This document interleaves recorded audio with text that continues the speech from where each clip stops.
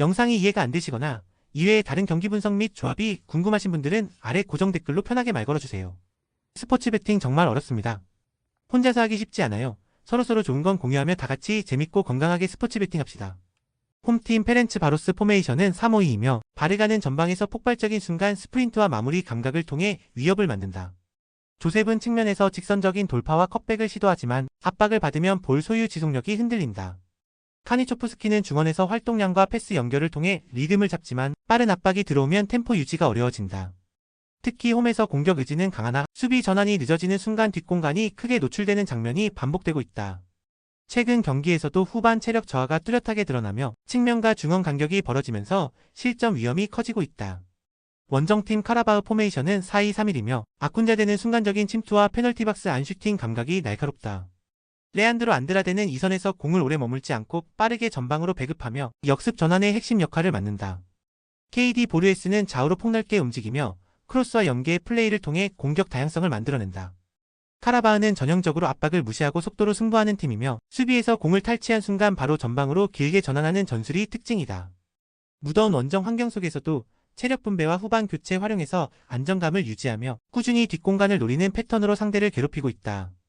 페렌츠 바로스는 전방에서는 힘을 내지만 후반 체력 저하와 수비 간격 붕괴라는 약점을 숨기지 못하고 있다. 카라바흐는 이미 완성된 역습 루트와 침투 감각으로 상대 뒷공간을 집요하게 공략할 것이며 이 차이가 승부를 가를 핵심 요소다. 이번 경기는 카라바흐가 경기 후반까지 흔들림 없는 템포로 밀어붙이며 승리를 가져갈 가능성이 높다. 홈팀 츠르베나 즈베지다 포메이션은 4-2-3-1이다. 다마야 누비치는 강력한 피지컬과 제공권 장악력을 무기로 페널티 박스 안에서 압도적인 존재감을 드러내며 수비 라인을 뒤흔드는 타깃형 자원이다. 루치치는 이선에서 왕성한 활동량과 중거리 슈팅 능력을 겸비해 전방과 중원을 유기적으로 연결하는 핵심이다. 카타이는 좌측에서 절묘한 컷신과 킥력을 바탕으로 공격의 변화를 이끌며 경기 흐름을 단번에 바꿀 수 있는 파괴력을 지녔다. 특히 홈에서는 높은 점유율과 빠른 전환 템포를 동시에 구사하며 상대를 몰아붙이는 전술적 색채가 강하다. 원정팀 파포스 포메이션은 4-3-3이다. 드라고미르는 왕성한 체력을 기반으로 전방 압박과 볼 운반에 능하지만 결정적인 마무리에서 기복을 보이는 단점이 있다. 오르샤는 과거 K리그 전남과 울산에서 활약했던 익숙한 얼굴로 날카로운 패스와 순간적인 공간 창출 능력이 여전히 강점이다. 수니치는 중원에서 빌드업을 조율하지만 템포가 다소 느려 빠른 압박을 받으면 흔들리는 장면이 적지 않다. 최근 원정에서는 수비 집중력이 후반으로 갈수록 떨어지며 공간 관리에서 허점이 드러나곤 한다. 지베지다는 홈에서 강한 압박과 공격 템포를 유지하며 파포스를 흔들어낼 준비가 되어 있다. 반면 파포스는 오르샤의 번뜩임에도 불구하고 원정 불안과 템포 저하라는 한계가 뚜렷하다. 결국 전술적 완성도와 체력 싸움에서 앞서는 지베지다가 승리를 통해 흐름을 이어갈 가능성이 크다. 홈팀 레인저스 포메이션은 4-3-3이며 드세르는 좌우를 오가는 침투와 컷백 타이밍이 날카로워 전방 압박 이후 빠른 찬스를 만드는 유형이다.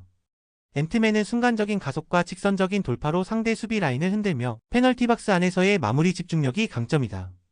디오만데는 제공권과 연계 모두 안정적이며 공중볼 경합에서 우위를 가져가고 이선과의 호흡으로 득점 루트를 다양한다. 레인저스는 홈에서 전방 압박의 강도를 한층 끌어올리며 상대 빌드업을 초반부터 무너뜨리는 데 집중할 가능성이 높다. 특히 측면과 중원의 간격 유지가 좋아 상대의 세컨드볼 연결을 초반부터 차단해 경기를 주도하는 그림을 그린다. 원정팀 클럽브리의 포메이션은 3-5-2이며 촐리스는 측면에서 폭넓게 움직이며 컷인 슛과 돌파를 동시에 노리지만 압박 강도가 높은 상황에서는 볼 간수가 흔들린다. 베르망은 포스트 플레이와 연계 패스를 통해 공격의 중심을 잡으려 하지만 활동 반경이 넓지 않아 상대 강한 압박에 갇힐 위험이 크다. 바나케는 중원에서 템포 조율과 전진 패스를 담당하나 상대 중원의 압박이 강할 경우 연결 속도가 느려지는 약점이 있다. 브리에는 후방 빌드업에서 좌우로 넓히는 전개를 시도하지만 압박 저항력이 떨어지는 순간 라인이 단번에 무너질 수 있다. 특히 수비 전환에서 공간을 내주는 경우가 많아 레인저스의 빠른 측면 침투와 직선 압박에 흔들릴 가능성이 있다. 레인저스는 홈에서 압박 강도와 제공권 활용으로 상대의 빌드업을 무너뜨릴 수 있는 완성도를 갖췄다. 브리에는 중원 템포와 수비 전환이 무너지는 순간 상대 속공에 휘둘릴 수밖에 없다. 이번 경기는 레인저스가 압박 전환과 심리적 집중력에서 앞서며 승리로 이어갈 가능성이 크다. 홈의 분위기와 전술적 상성까지 더해져 레인저스의 선택은 충분히 설득력이 있다. 홈팀 레알 마드리드 포메이션은 4-3-3이며 음바페는 폭발적인 스프린트와 뒷공간 침투로 상대 수비 라인을 무너뜨리는 결정적인 무기다. 비니시우스는 좌측에서 드리블 돌파와 컷인 패턴으로 상대를 흔들며 페널티박스 안 진입 후 마무리 선택이 날카롭다. 퀼러는 중원에서 볼 배급과 전환 속도를 높이며 압박을 피해 전방으로 전개하는 능력이 탁월하다. 레알 마드리드는 전방 압박과 빠른 측면 전환으로 상대 진영을 파고드는 데 강점이 있고 홈에서는 경기 시작부터 템포를 끌어올려 주도권을 잡는 경향이 뚜렷하다.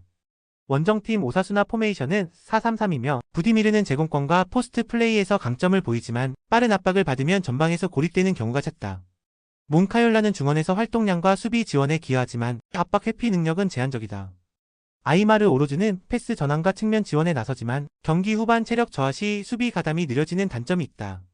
오사수나는 원정에서 수비 라인을 낮추고 버티는 경향이 강하나 강팀을 상대로는 후반 집중력 저하로 인해 실점률이 급격히 높아진다. 레알 마드리드는 홈에서 속도감과 전환 속도를 극대화하며 초반부터 상대를 몰아붙이는 경기를 구사할 가능성이 높다. 오사수나는 강팀을 상대로 후반 집중력이 무너지는 전형적인 흐름을 보이고 있어 경기 후반 실점 가능성이 크다. 이번 맞대결은 레알 마드리드가 공격 전개와 압박 강도에서 우위를 점하며 승리를 챙길 확률이 높다.